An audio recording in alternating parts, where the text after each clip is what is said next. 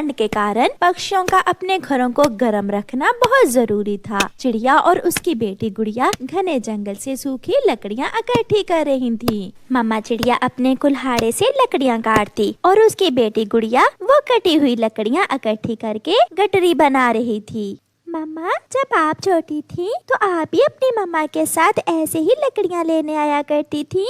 हाँ बेटी, जैसे मैंने ये सब अपनी मम्मा से सीखा है, ऐसे ही आपको अब ये सारे काम मुझसे सीखने होंगे।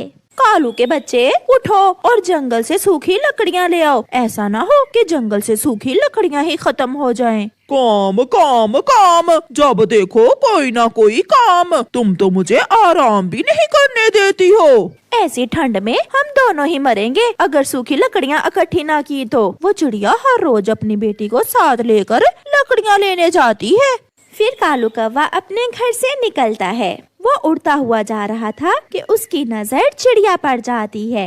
वो चिड़िया के पास जाता है। चिड़िया चिड़िया, मुझे कल से तेज बुखार है, प्लीज आप मुझे अपनी सूखी लकड़ियाँ दे दो। ये सब तुम्हारे काम ना करने के बहाने हैं। आलसी कौवे, चल भाग यहाँ से। आप अपने लिए खुद से लकड़ियाँ भी तो काट सकते हैं। छोड़ो बेटी, हम इसके मुंह नहीं लगेंगे।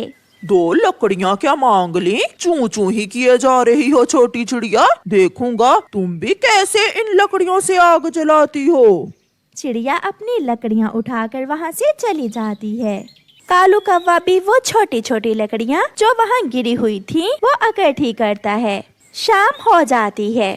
गुड़िया बेटी, चले हम नदी से पानी भी आए और फिर घर आकर आग जलाते हैं ताकि हमारा घर गर्म हो सके। मम्मा और उसकी बेटी नदी पर जाती हैं। आज तो शाम होते ही आसमान से हल्की हल्की बर्फ रुई की मानिद गिर रही थी। छुपा हुआ कालू कौवा चिड़िया और उसकी बेटी को जाता हुआ देखकर चिड़िया के घर में घुस जाता है और उनकी सूखी लकड़ियों पर पानी गिरा देता है।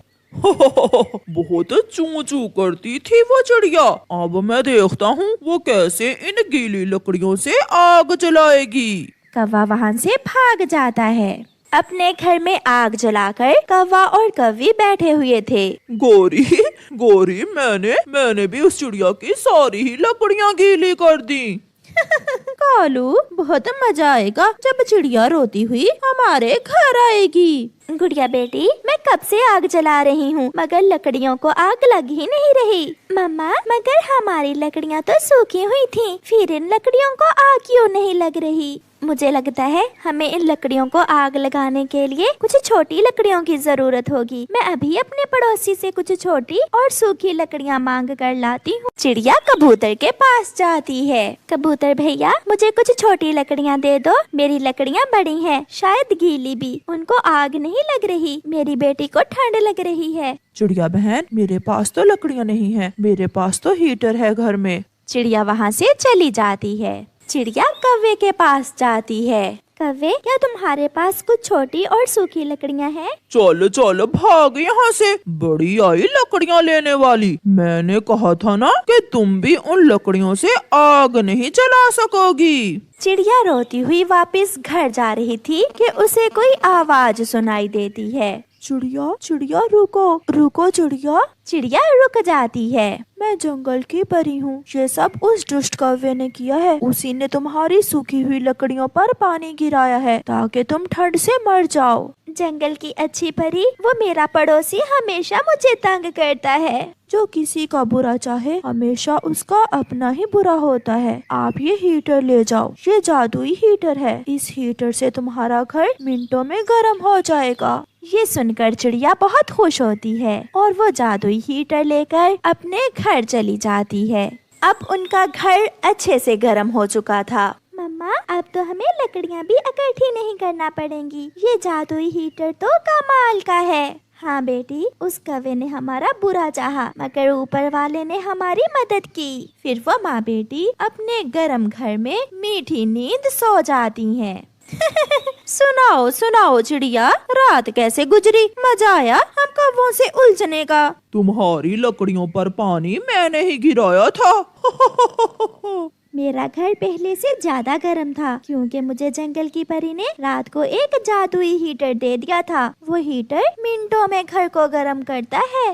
चिड़िया वहाँ से चली जाती है और कौवे एक दूसरे का मुंह देखते रह जाते हैं। कालू, हमने तो इसका बुरा चाहा था, मगर अब तो इसे लकड़ियाँ भी इकट्ठी करने की जरूरत नहीं है। लूंगा आज रात जंगल की परी से मैं भी जादुई हीटर लूंगा। फिर रात होते ही कालू कौवा अपने घर मौजूद लकड़ियों पर खुद ही पानी गिरा देता है। कालू, ऐसा न हो कि वो जंगल की परी हमें जादुई हीटर दे ही ना और हम ठंड से मर जाएं। देगी, जरूर देगी। फिर कालू कौवा अपने घर से निकलता है। वो थोड़ी दूर जाकर एक पेड़ के पास बैठकर रोने लग जाता है।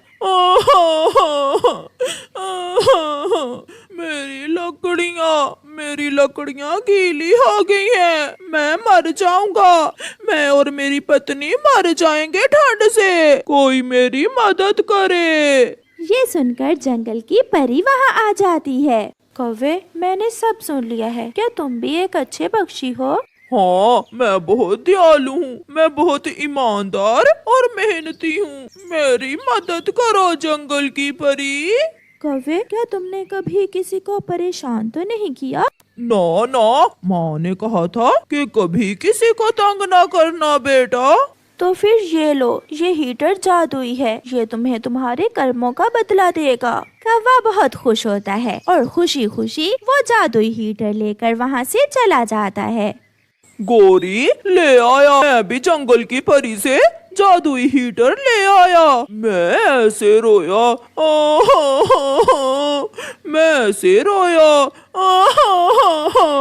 मैंने अच्छे से नाटक किया और उस परी ने मुझे भी ये जादुई हीटर दे दिया। कालू जी, अब जल्दी से इसे चलाओ। फिर कालू उस हीटर के बटन को ऑन करता है, मगर उस हीटर में से तो ठंडी हवा आने लगती है। ये क्या गोरी, ये हीटर तो ठंडी हवा दे रहा है। कालू, इस हीटर को जल्दी से बंद कर दो। मैं मर जाऊंगी, बहुत ठंडी हवा है। मैं जादुई हीटर जरूर हूँ, मगर कौवा याद रखना, मैं बुरे पक्षियों की मदद नहीं करता। तुम बुरे हो, आलसी हो और हमेशा दूसरों को तंग करते हो।